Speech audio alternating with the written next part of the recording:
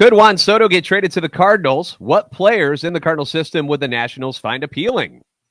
And with those appealing players, JD and I will throw in a couple of trade packages at you guys today, and we're going to discuss the likelihood that Juan Soto is a St. Louis Cardinal. You are Locked On Cardinals, your daily St. Louis Cardinals podcast, part of the Locked On Podcast Network, your team every day.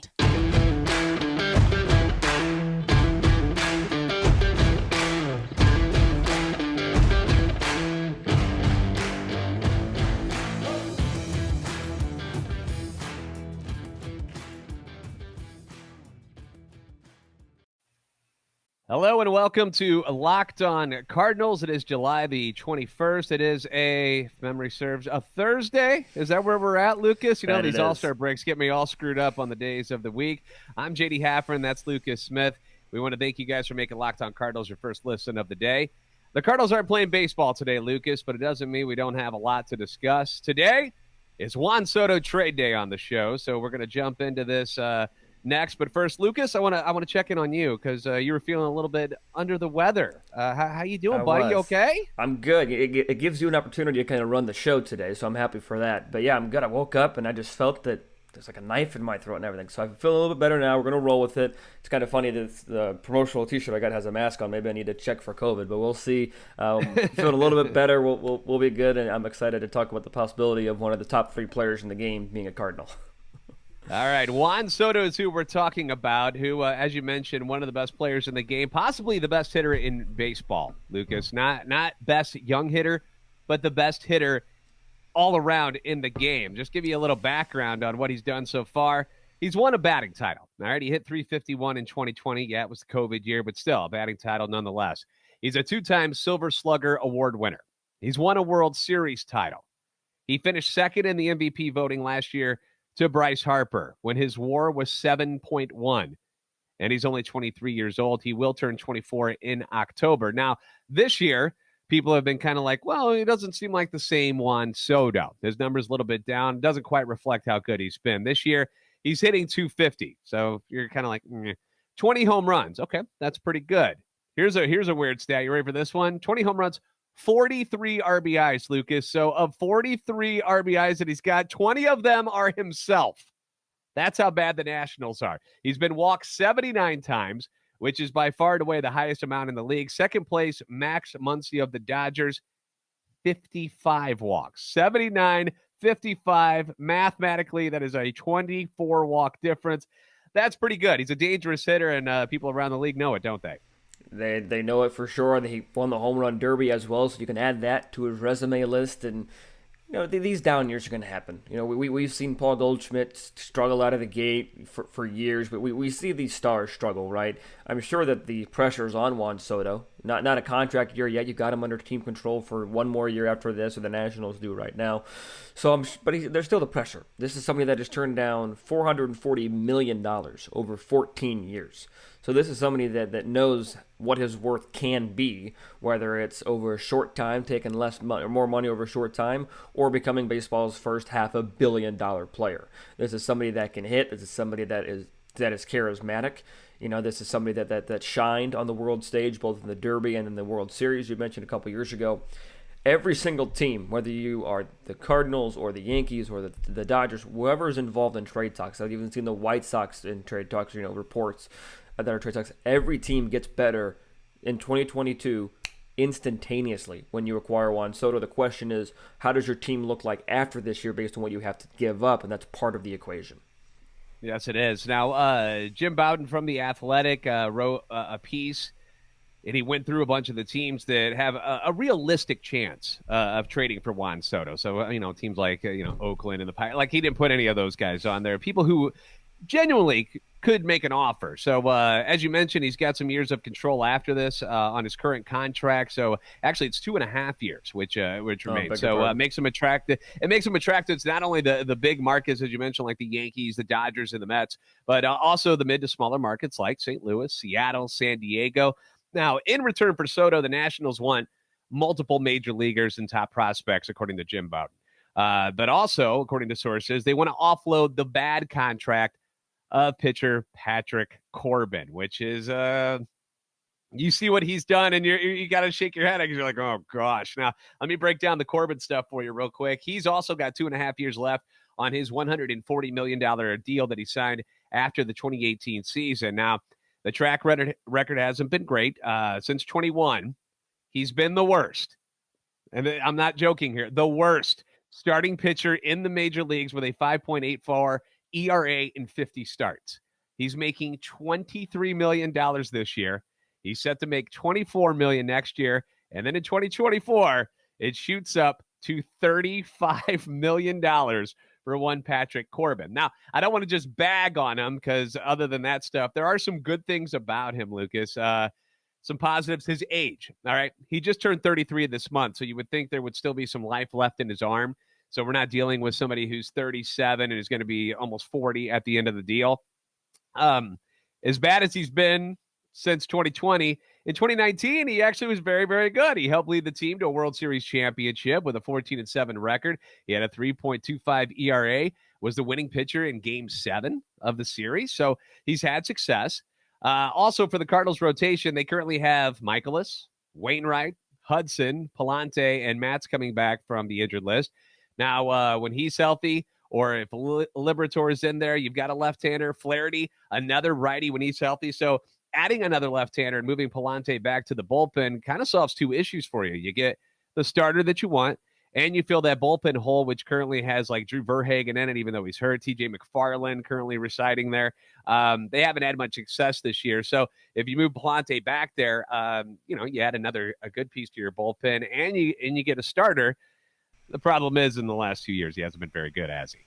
No, he has not been good. I will say that there's a reason he got that $144 million contract, because he has the track record previously to show the success. And you mentioned the World Series success as well. And you wonder, it's 2 years ago, but you wonder how much the delayed spring training and the 2020 season affected him, right? Both on and off the field. We don't know that, so that could be a reason to it as well. But there's no question Patrick Corbin has been bad on the field for 2 years. Like there's little to no denying that. If you have a 5 ERA, anything north of 5, it's hard to even say that you're somewhat decent, right? But there's a reason that you're trying to offload the Corbin contract. When I look at Soto and Corbin, it's almost like two Cardinal moves that even each other out. And here's what I mean by that. The Cardinals maybe haven't been known to go after the top guys outside of Paul Goldschmidt and Nolan Arenado, Matt Holliday in his heyday. You signed Albert to the extension back in 2005 or 6, whenever that was. So they have that atmosphere to them. They have that history to them where they can go after solid guys like a Soto, even though Soto's a generational type talent. But you also have the regime that goes after guys like John Lester and J.A. Happ, which is similar to a Patrick Corbin, somebody that hasn't had good numbers. Maybe you're finding a diamond in the rough type of thing.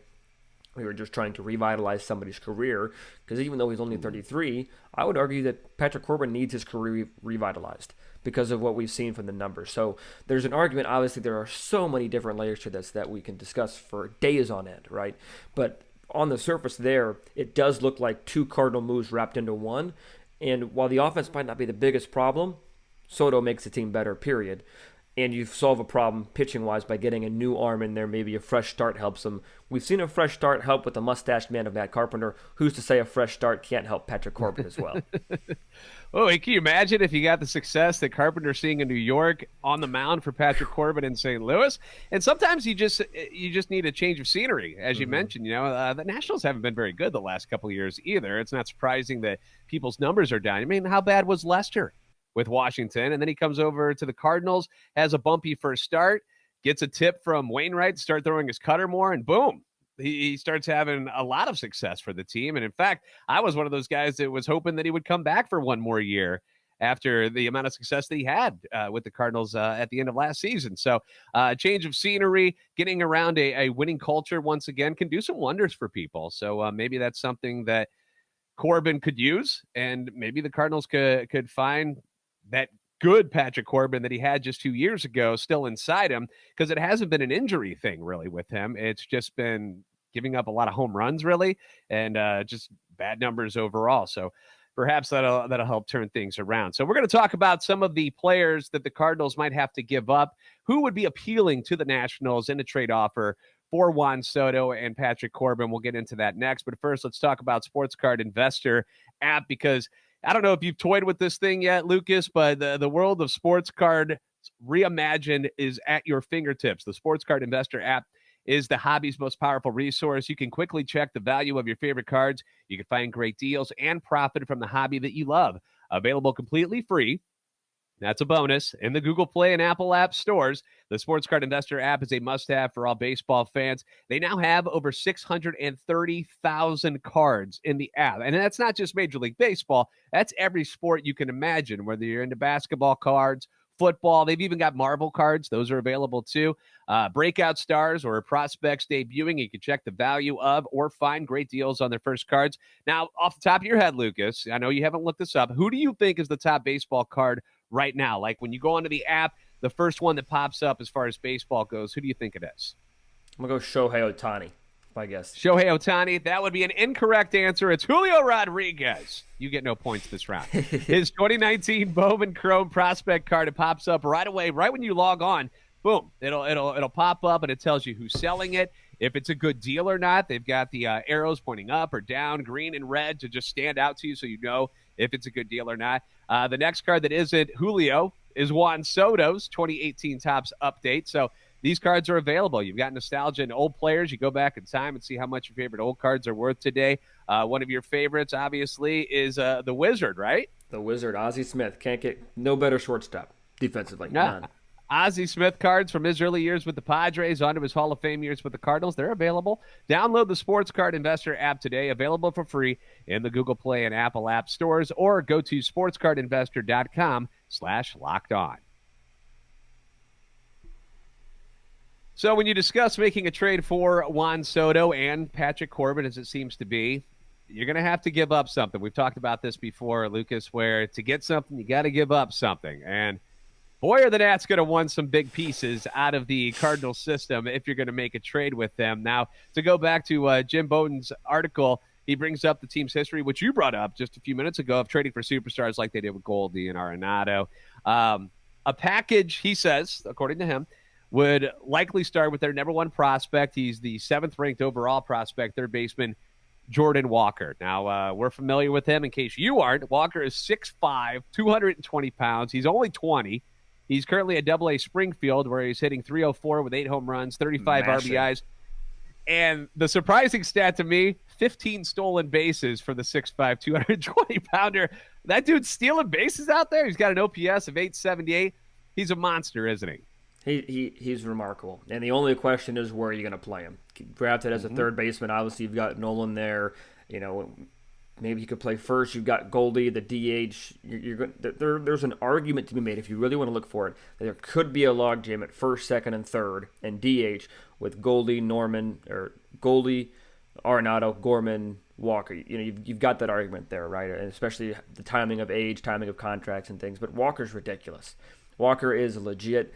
He's arguably the best prospect the Cardinals have had in a very long time. Like, that's how legit this guy is. There's really no doubt about his talent. It's just a matter of execution at this point. He has flown through the minor league system.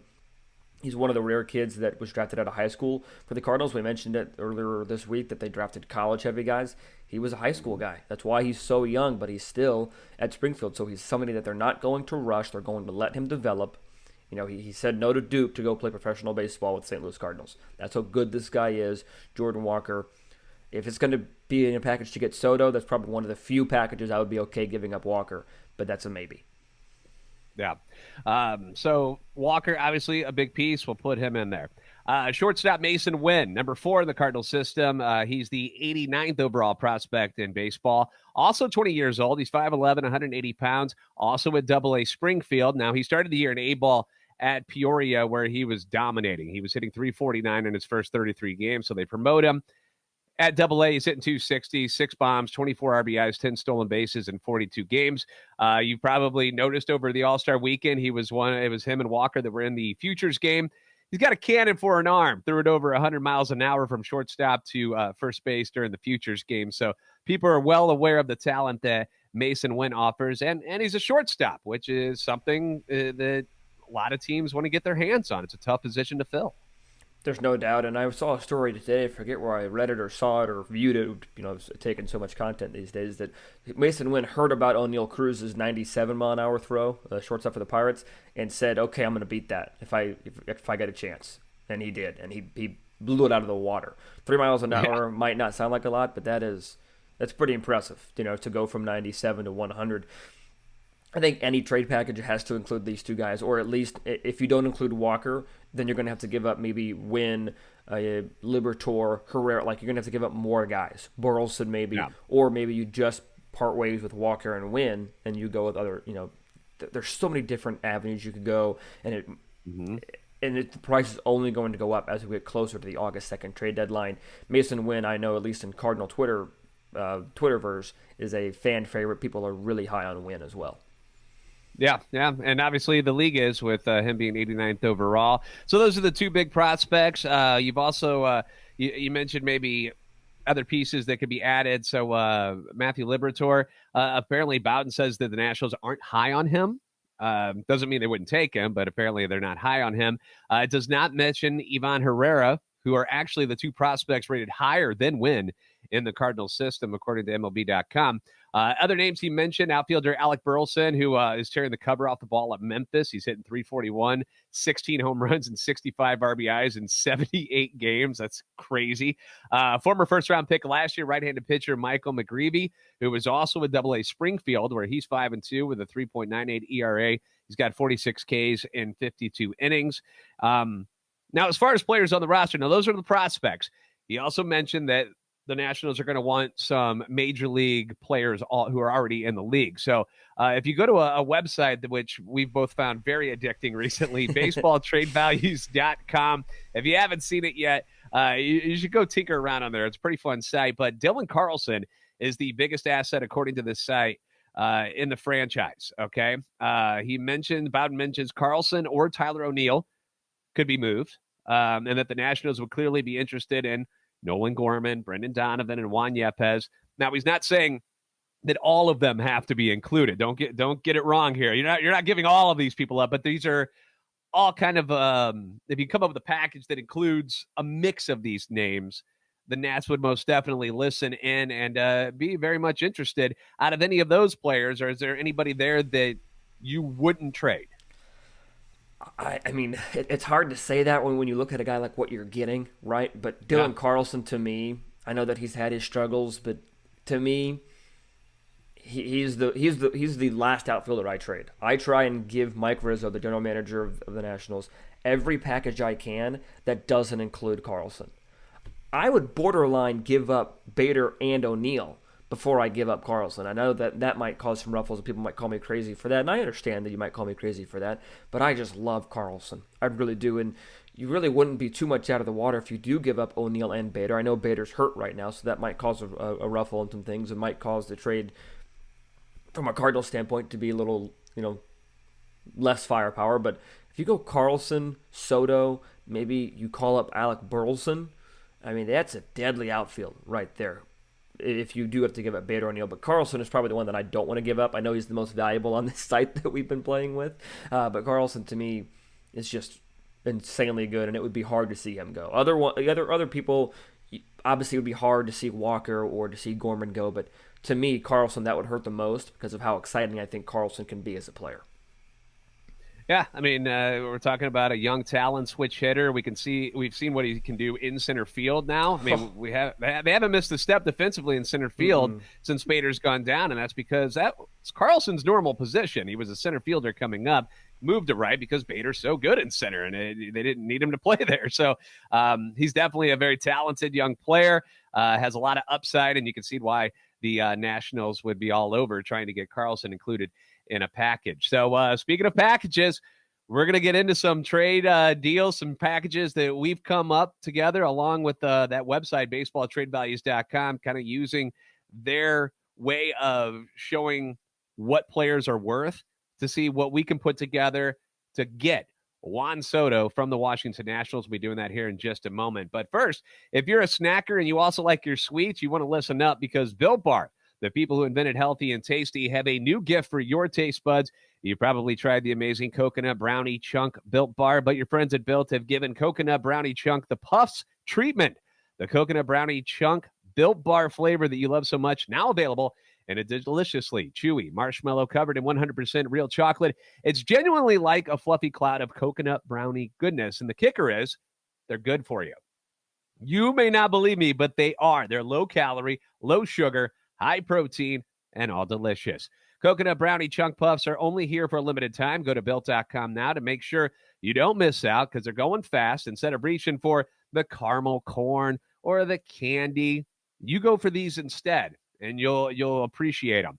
They are the perfect treat when you've got a craving. You need to satisfy that sweet tooth, and if you need a quick, healthy snack, they fill all the boxes. They check them all. So go to Built.com, and you can use our promo code LOCKED15 and get 15% off your order. Use promo code LOCKED15. Delicious coconut, rich, sweet brownie, creamy marshmallow are just a link away at Built.com.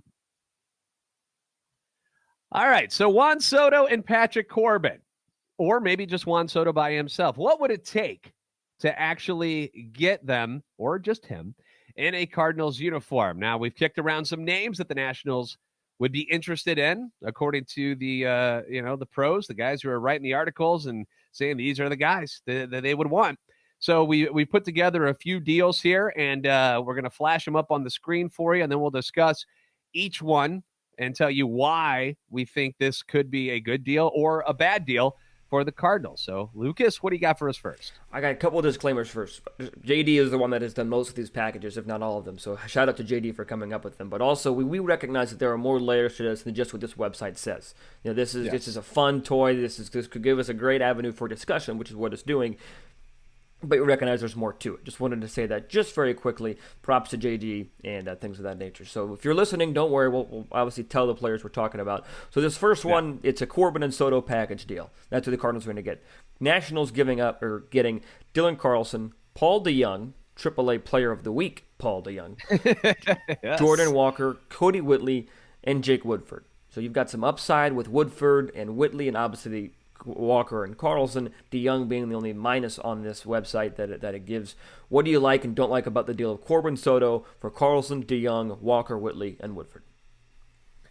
Well, my first thing is that you are getting rid of DeJong's contract. And the idea behind this one was, since you're taking on so much money with Corbin and Soto, I mean, Soto's making $17 million this year. And then if you're going to end up having to sign him to a big, long contract, not even thinking about that yet. Yeah. You can still, DeJong's still reasonably priced, considering, he was a starting shortstop in the league for a couple of years. It's somebody who's ready to play in the pros. I think DeJong being in AAA, I think a lot of teams would have him up right now. I don't think the Cardinals need to right now, and that's why he's not. If Sosa's down for a while, you might see him get pulled up after Sosa suffered that injury.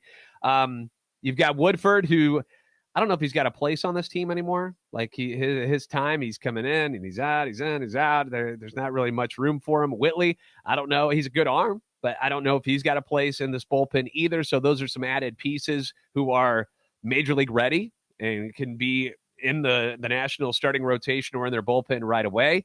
Obviously, we've talked about Carlson and Walker, why the Nationals would want them. So as tough as it is to give up Carlson and Walker, you got to give to get, man. So I don't hate this deal if I'm getting Juan Soto, and if I'm thinking about the upside of Patrick Corbin. Yeah, I don't hate this either. I think I compare Jake Woodford to Lane Thomas as we flash the deal back up on the YouTube screen. I think that Jake Woodford and Lane Thomas are very similar in the sense of, you mentioned, they don't really have a place on this team. Solid players, and maybe Woodford will benefit from a change of scenery to Washington, just like Lane Thomas would. So this deal I don't hate. I wonder, though, JD, as we go through these trade packages and just for more thought-provoking things, would you rather give up Carlson and Walker or like 4 to 5 top prospects, right? When keeping Carlson and Walker, what kind of package would that kind of thing look like? As we move on to our next one, again, a pretty similar one with Corbin and Soto coming to the Cardinals. This one, the Nationals are going to get Harrison Bader, and we do recognize that he's hurt, which could cause wrinkles and things. But for the package, Bader, Michael McGreevy, we've talked about as well. A righty that's doing some good things. Walker, Wynn, and Yepez. I think Yepez is an interesting piece, JD, because he is somebody that is somewhat young, that can still hit. I think that he can kind of learn from Nelson Cruz in the way that he's learned from Albert Pujols, older guys at the end of their careers, good hitters, right? I think Yepez, to focus on him in this package, that might hurt morale more than anything else. And that is an aspect of this as well. Team morale is very important. Yeah, it's one of the things, watching him follow Albert around, it's been fun to see him just soaking in everything that Pujols can give him as far as knowledge, how to study hitters, looking at the tape after he has an at-bat. It's been great. Obviously, he's a sponge and he wants to learn more. But I'm trying to get Juan Soto, right? Who followed Pujols around as well at the All-Star game like a puppy. So I think if I could sub that in and Yepez goes out, I wish you the best of luck, Juan. But I would rather have the other Juan Soto coming to town instead. And the Bader thing, here's why the Nationals aren't winning anything this year.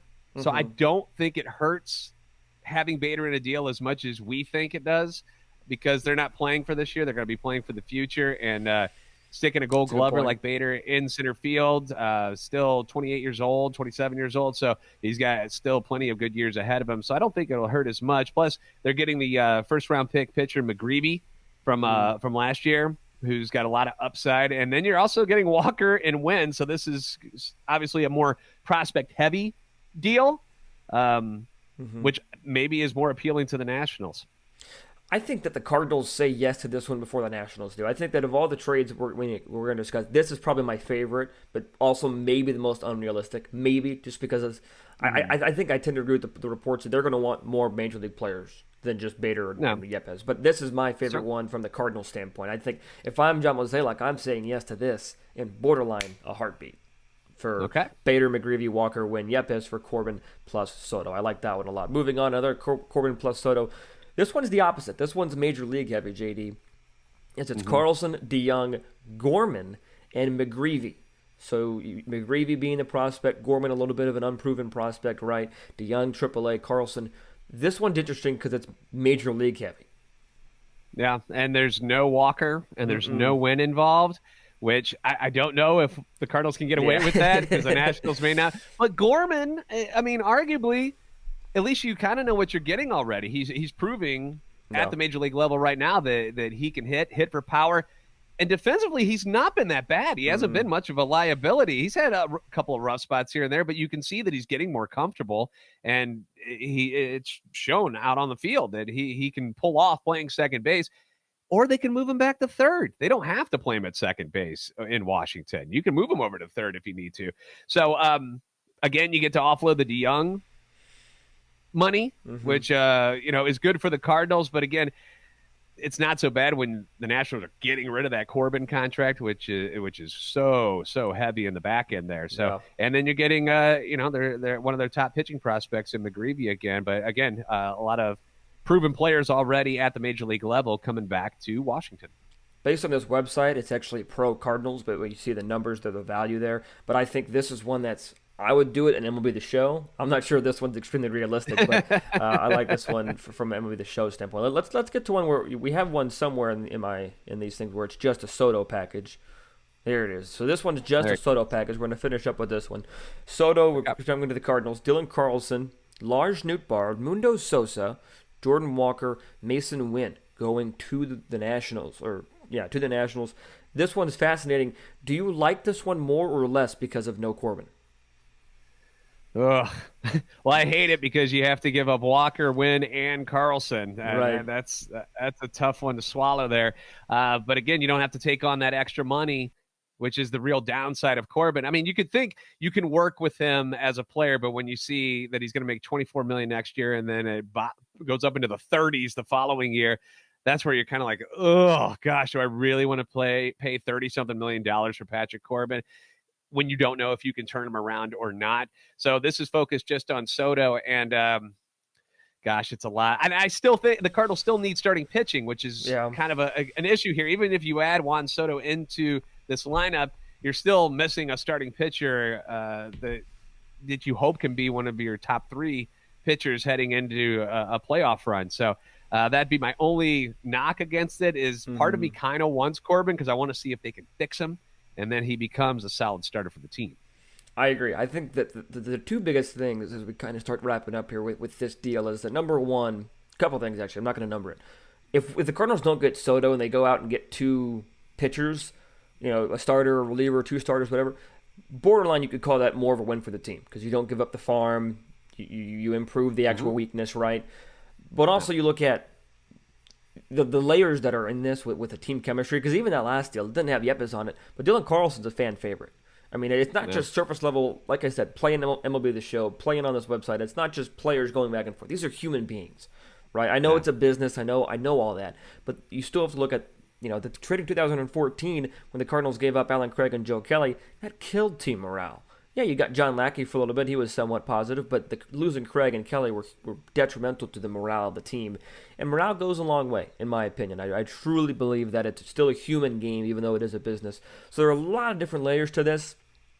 I'm not getting my hopes up because I don't want to get disappointed. I'm shocked that the Cardinals are in. Like, it's not just Cardinal Twitter and just us talking about this, JD. You're over here. No, it's not just like people are reporting it. Like CBS Sports are reporting it on the Cardinals are a likely destination. So it's not just talk. Obviously, rumors are rumors, but let us know what you think about these packages. Drop a comment in the YouTube section. Email lockedoncards@gmail.com. You can DM us on Twitter. He's JD Sports Radio. I'm LJ Fastball. Fascinating times, and these next 2.5, 3 weeks are going to be a lot of fun and a lot more rumors to come, not just Juan Soto rumors. Yeah, we definitely want to hear from you guys. So please leave some comments down there because I love going back and forth with everybody talking about this stuff. It's a lot of fun. Now, tomorrow, speaking of fun, we actually have on-the-field stuff to discuss as the second half of the season begins in Cincinnati with a weekend series against the Reds. We want to thank you guys for making Locked On Cardinals your first listen. Now make Locked On MLB Prospects your second listen. Lindsay has he just had the draft, so he's been putting in a lot of work. He's got all the info on all of the top prospects, not only for the Cardinals, but all of Major League Baseball. And Locked On MLB is just like Locked On Cardinals, where it's free. It's available on all platforms, so check them out if you can. For Lucas, we hope you feel better, buddy. I'm JD. We want to thank you guys for hanging out with us. You guys are the best fans in baseball for a reason. We'll see you next time on Locked On Cardinals.